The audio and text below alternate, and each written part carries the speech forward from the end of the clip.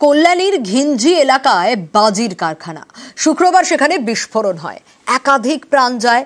মালিক এখন পুলিশের জালে। সেই মালিকের বাড়িতেও মজুত বিপুল পরিমাণে বাজি ও বারুদ। তার মধ্যে কিছুটা বাজেয়াপ্ত করেছে পুলিশ।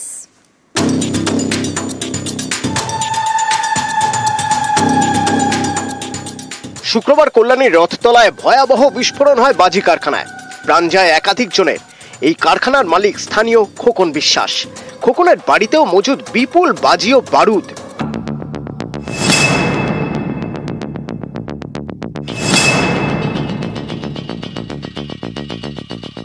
রথতলা ঘিঞ্জি এলাকা, তারই মধ্যে বাজির কারখানা।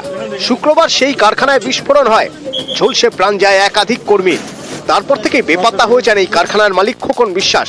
পরে খোকনকে গ্রেপ্তার করে পুলিশ। বিস্ফোরণ স্থল থেকে কয়েকটা বাড়ি পরেই খোকনের বাড়ি। সেখানে গিয়ে দেখা যায় দরজায় তালা মারা, বাড়ির আশপাশে রাখা বাজি প্যাক করার বিপুল সরঞ্জাম। শুধু তাই নয়, পরে এই বাড়ির আশপাশ থেকে অনেক বাজি আর বাজির মশলা বাজেয়াপ্ত করে পুলিশ।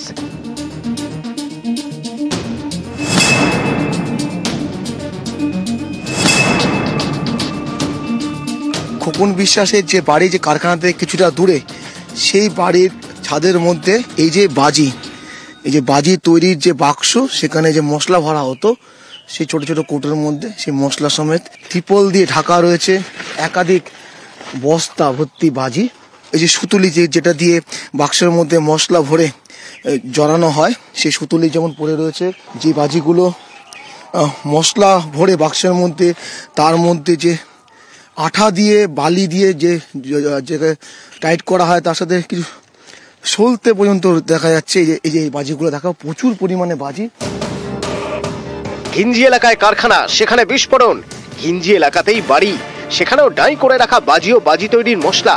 এতেই উঠছে প্রশ্ন, প্রশাসনের নজর এড়িয়ে কিভাবে দিনের পর দিন চলল এই বেআইনি কারবার।